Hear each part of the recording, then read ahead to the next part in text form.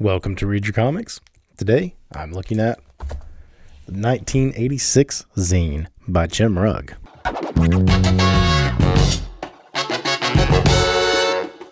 Before I get started, just want to give a quick shout out to all the subscribers. I want to say thank you. The channel is still growing at a rapid rate, and I really appreciate it.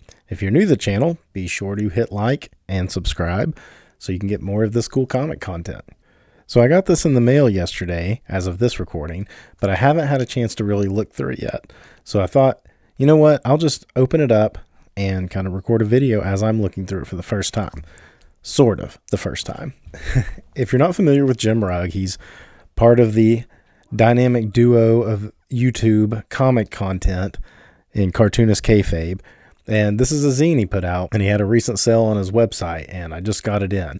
Now, they did a video looking through about half of this, which I've watched, so I kind of know what's on the inside of it already, but I haven't had it in my hands and got to really look through it yet. So this is kind of my first look through it in person. I'm glad it comes in this nice big bag, because this is like magazine size, and for some reason, it's just, at least in my area, it's hard to come by magazine bags.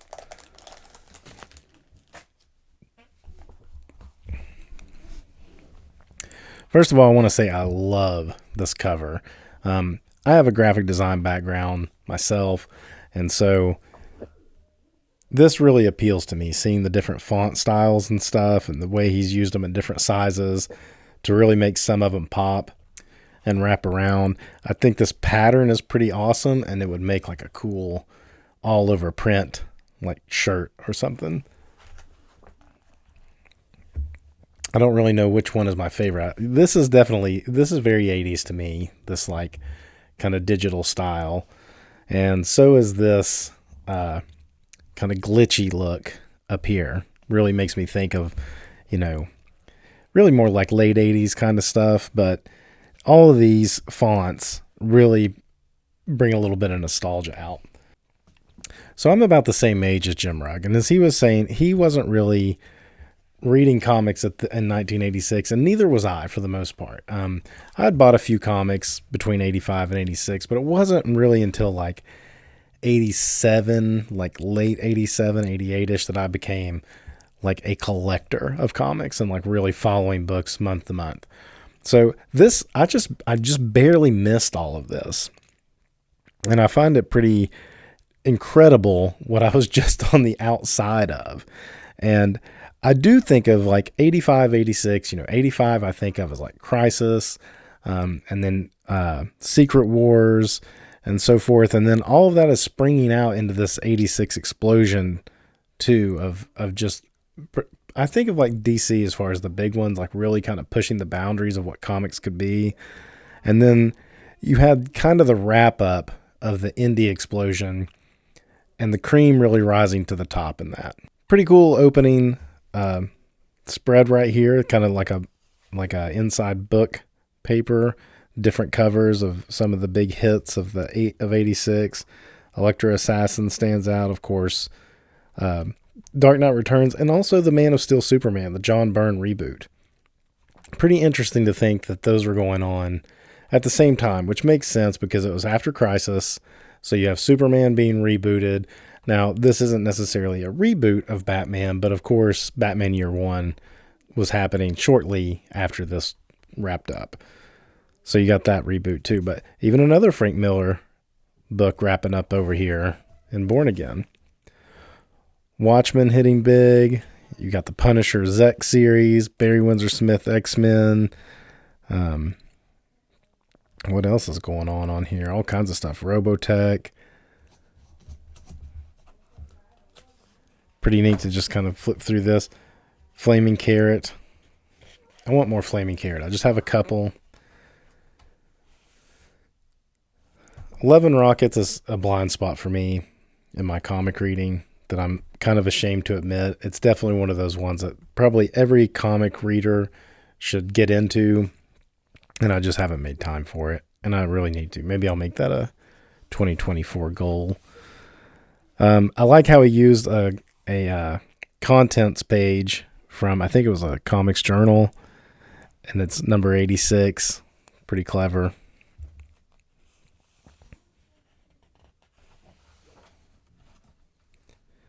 So he took some like ads and stuff and kind of like put them all in one place for things that were happening. Definitely a cool Watchmen ad, a 12-issue series, deluxe series by Alan Moore and Dave Gibbons. In their video, when they were talking about it too, they mentioned how Watchmen wasn't really the book that was getting a lot of mainstream press. It was mostly Dark Knight Returns, which makes sense that something that was just,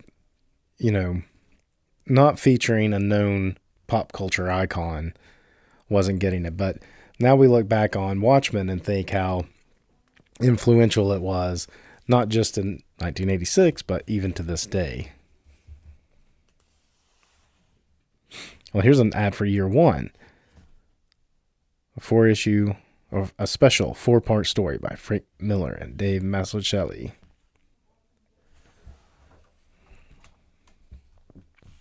New universe was happening. 1961, the Marvel Universe. 1986, the New Universe. How it all began. I have a video on Starbrand, the first 5 issues of Starbrand, and I'm going to do more videos of it. It's just finding the time to read those. I have a set of like the first 5 issues of all the series. They are a bold attempt at something breaking the Marvel mold. The kayfabe guys talked about how in their deposition stuff, Jim Shooter mentioned that it was kind of their answer to things like The Dark Knight Returns and Watchmen. I don't know how he gets that. I mean, it was trying to take a more grounded approach to superhero stories, but it's also somewhat more boring than what was happening in like traditional superhero stuff, at least what I've read. And that's not to say that it's bad, it's just kind of bland.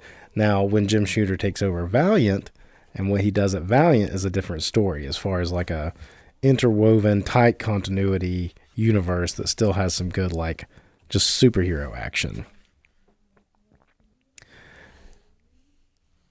Nice collection of ads. This is just great to get like a snapshot of like what else was happening. There's Death Rattle. Definitely see a lot of people posting Death Rattle books. Kind of shows where it is and its popularity. There's a Harvey Kurtzman book. The Spirit, when it was with Kitchen Sink. I remember seeing these Scout books all the time in the quarter bins. Radioactive Black Belt Hamsters, that's like a Teenage Mutant Ninja Turtles parody of sorts. Those are kind of fun. They're not really great, but they are kind of fun. I guess they were like the first spin-off to kind of hit before there was like an explosion of it. This is cool. Comics interview. So this is a press release for The Dark Knight Returns. An ad for the special edition. I like these comics interviews. When I run across them, I'll usually pick it up, depending on what's on the cover, of course. But this would definitely be one to grab. I'm not sure if this is the one, or if it was just like a regular issue, but there was like some dispute over the cover art for it, and I want to say it was almost the first art we had seen or that was published was in a comics interview of The Dark Knight Returns stuff. And it was a special cover made just for the magazine, and the publisher of the magazine got to keep the artwork, and then I think Frank Miller had kind of like a legal battle to get it back. Maybe after he passed away, though. I seem to have read that.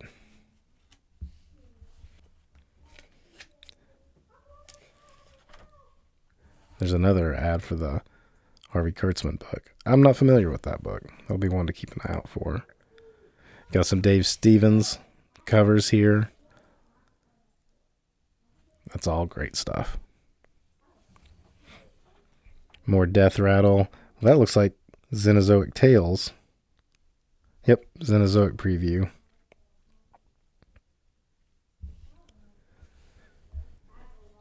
Cool John Romita cover for the San Diego Comic-Con, like the media booklet.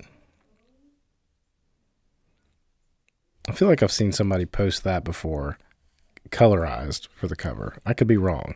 I like those San Diego Comic Con books. I have a handful of them. I've been to two, and I have one of those. I think the second one I went to, I didn't get one. But I've bought a few too, and it's cool because they do like different artists.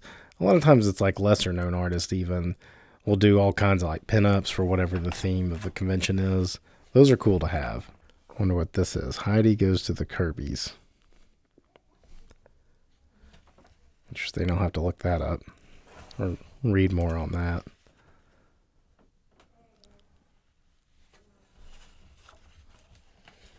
Your double page spread on Akira. Pretty cool. Okay, yeah, in the kayfabe video they said these are all about the different Teenage Mutant Ninja Turtle spin-offs. Some of the the only one I really ever remember seeing was the hamsters. Boris the Bear. I don't really think of Boris the Bear. Boris the Bear slaughters the teenage radioactive black belt mutant ninja critters. So that may have been more of like not even a parody of the Turtles, but more like a kind of rebuttal of like the popularity of the Turtles, I guess.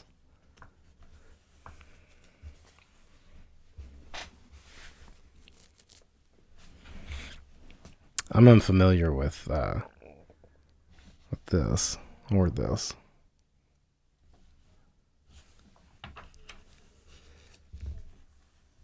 Yeah, the kayfabe guys talked about this a lot. The Silver Wolf. Something I'm not really familiar with that either. This is cool. Usagi Yojimbo. I think he said this was an ad. Yeah.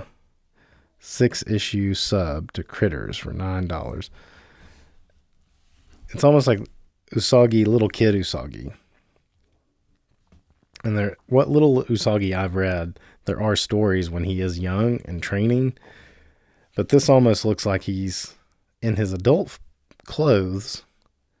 So I don't know if this is like just like an early version, like he kind of envisioned him to be young and then evolved him into being more of an adult. That would be interesting to look into. I need to get the Fantagraphics Usagi's that are the first one. I have the big phone book of the Dark Horse series. Cool Electra ad. Electra is really a punk book. Electra's turned from pretty, psychological, heavy-duty stuff into rip-roaring high adventure.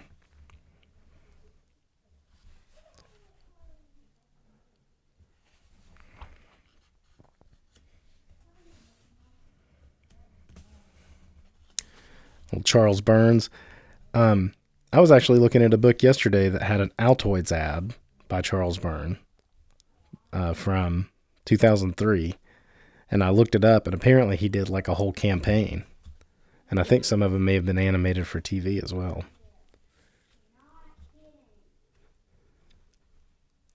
Matt Wagner. Mage is a book I've always wanted to read too. When the late 90s, The Hero Returns, I think is what the series was called, was coming out.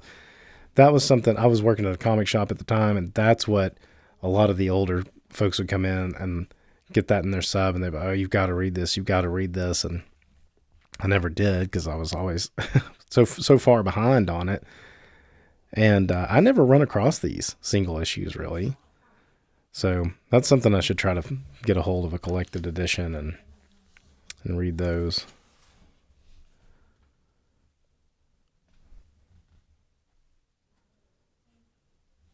Elementals. I know some people that are real into elementals too.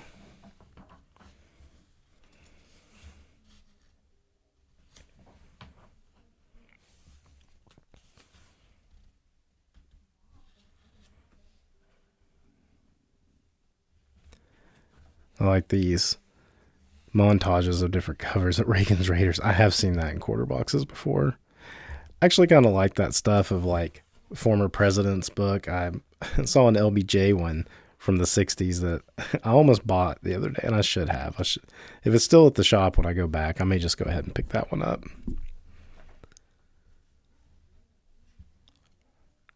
How to Draw Comics comic.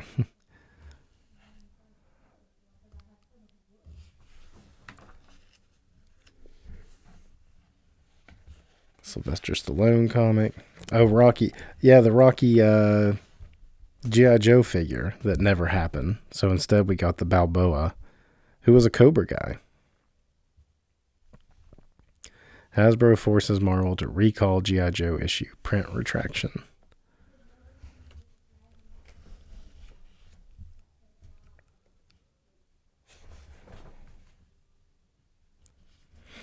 Okay, this is cool. This is about what the Image guys were doing in 86. And you were starting to get them just kind of getting into the business. So it is funny to think that here it is, 1986. They're all kind of just cutting their teeth with their earliest work. Like over on this page. So this book right here is the first published Jim Lee work.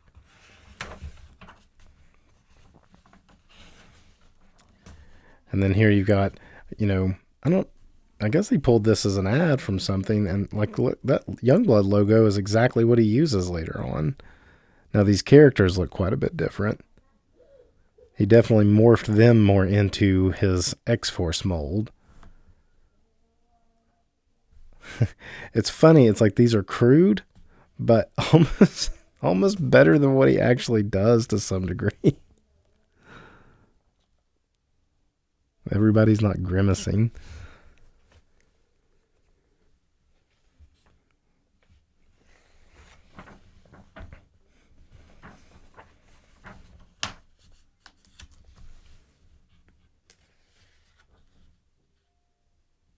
Mr. Monster's True Crime. Geiger.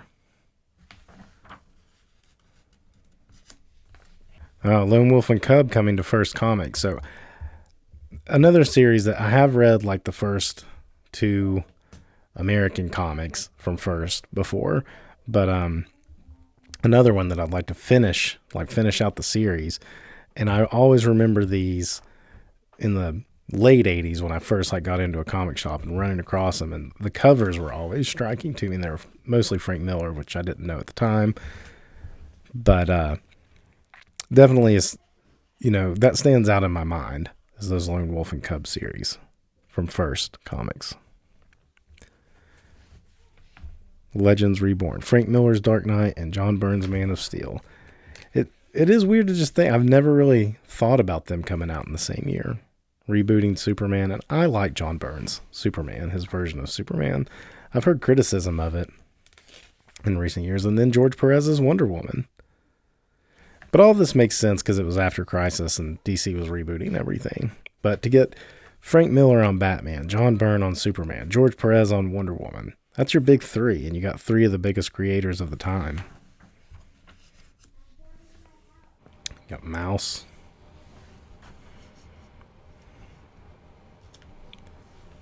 Is the Dark Knight fascistic?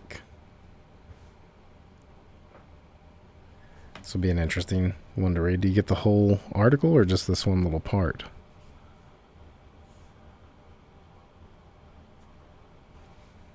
I'll have to look over that. Be an interesting article to read. Amazing Heroes. Those are cool when you can run across those too.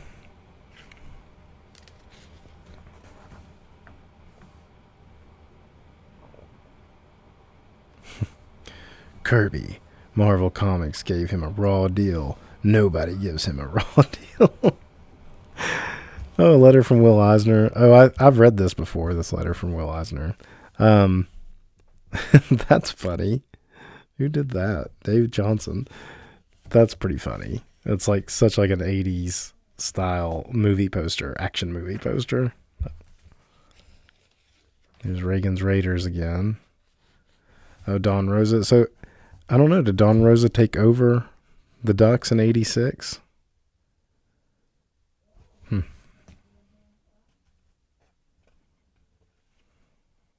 Sales on Marvel's new Universe line. Mediocre, according to many retailers.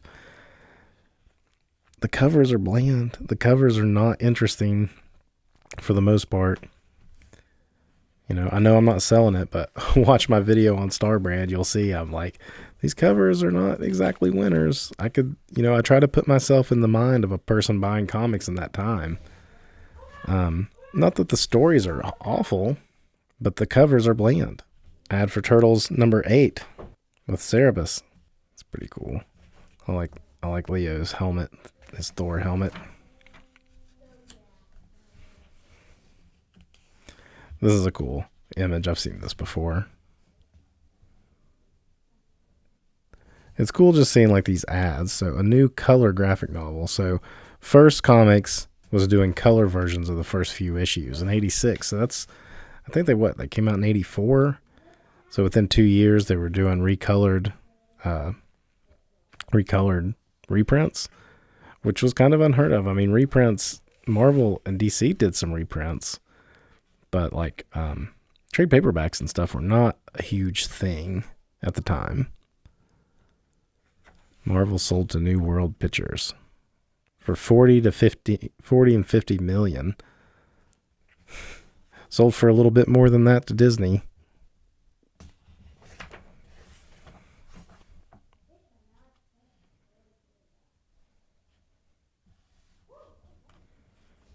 Best new series is Mr. Miracle from Eclipse.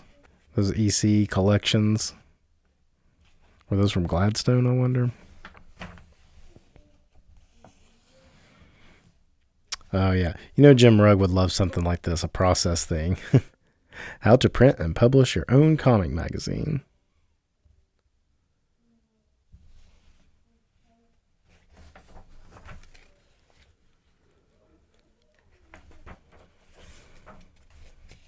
Kind of flipping through it a little faster now. That's a cool ad I've seen in the back of some comics from that time. And it's really cool when you get it in the back of like the inside of the glossy cover and it's just in the stark black and white. That's a cool ad.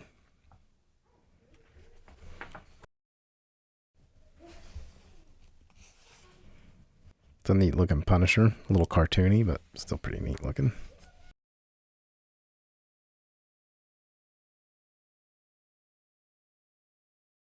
Another cool Amazing Heroes. Look at that, year 1. Oh, and a new universe. But see, that looks okay. I mean, kind of interesting, but he barely wears that costume in the 5 issues that I read.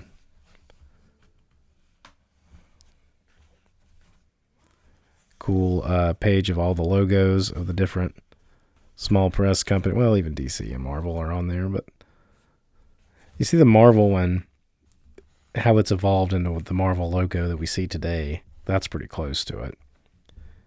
The classic DC logo. Oh man, what did I read about the classic DC logo and what the guy that came up with that? He came up with something else too that was like so iconic. Oh, I can't remember right off the top of my head. Now comics, that stands out in my mind is that logo.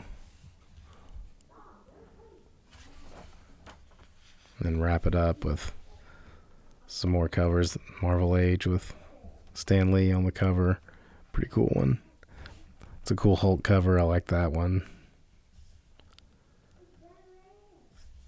Is that the Mr. Miracle birth issue? If you've never read that issue, it's an eye-opener. There's a new Universe Starbrand number 1. Starbrand number 1 that shows him in his brown, bland costume that he wears a little bit in that issue and never again. Or not for many issues to come. It's Megaton Man. Anyway, super cool zine. Loved it. I'll spend more time with it later on and actually kind of read some of those articles he put in here. It's interesting to me that I've been doing this like series about 1993 and, you know, its impact in the comic industry. And there's like there's these certain years, 86 being one. I guess 84 had like the black and white explosion, and then 86 and 93, really like 92 and 93 together. But 93 I look at as, you know, it was the peak of the mountaintop for sales across the industry. And then after that, it just goes down. But then we kind of have another renaissance, you know, around like 2001. So it's interesting, this like ebb and flow of the comic industry. And 86 definitely being one of the biggest, maybe the biggest as far as like the most substantial and influential stories that have been produced. Whereas like 93 had a lot of like hollowness to it, but super big sales. And there's a good contrast between those two things. Well, that's all I got for this one for now. Definitely check out Jim Rugg's stuff when he puts these on sale. I don't know if he'll do another round of them or not. But definitely hit up his website. It's jimrugg.com. And if not, I hope you can find one out there somewhere. Until next time, read your comics.